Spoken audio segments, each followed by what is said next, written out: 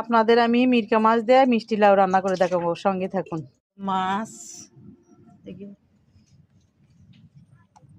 মিরকা মাছ দিয়ে লাউ রান্না করব। মাছটা আমি ভেজে নিব, তেলটা গরম হোক, সঙ্গে থাকুন। সব কিছু মাছের মধ্যে দিয়ে রাখছিলাম, মাকে নিয়ে রেখে তারপরে ভেজে নিচ্ছি। এই জন্য দেখালাম না কী কী দিচ্ছি।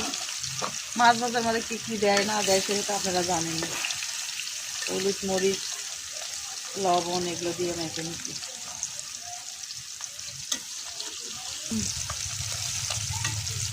এই তো আমার মাছ ভাজা হয়ে গেছে, এখন তুলে নিব। এই তো মিরকা মাছের মাথাটাও ভেজে নিব।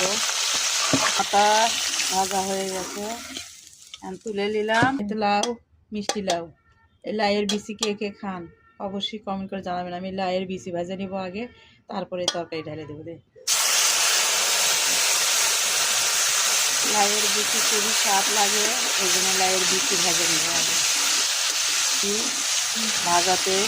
ভাজার মধ্যে তেল দিয়ে দিলাম, তেলের মধ্যে দিয়ে দিলাম মরিচ দিচ্ছি, হলুদ দিচ্ছি, মরিচের গুঁড়ো দিচ্ছি, দিয়ে এখন এই ভাজিটা তুলে নিব। তারপরে রান্না করব লাউ।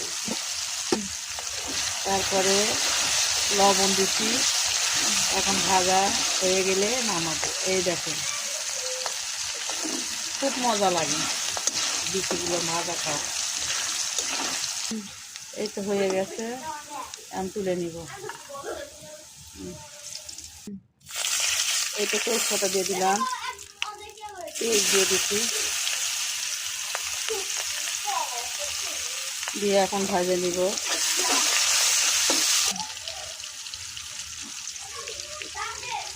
এর বিচি ভাজা হয়ে গেছে। লাউ কিন্তু ভাজা খাওয়া যায়, পুরোপুরি খাওয়া যায়, সব কিছু খাওয়া যায়। লাউয়ের চোষা শুদ্ধ খাওয়া যায়, লাউয়ের কোনো কিছু আমরা ফালাই না। এই তো আমার পেঁয়াজ ভাজা হয়ে গেছে, মশলাটা সম্পূর্ণ দিলাম। এখানে রসুন বাটা, আদা বাটা, মরিচের গুঁড়ো, হলুদের গুঁড়ো এগুলো সম্পূর্ণ দিচ্ছি, দিয়ে এর মধ্যে ঢেলে দেবো লবণ। আর মশলা কষে নিব, তারপরে লাউ ঢেলে দেবো।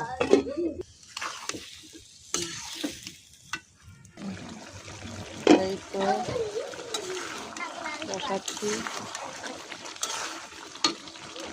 এই তো আমার তরকারি কষানো হয়ে গেছে, এখন আমি এখানে পানি দিই।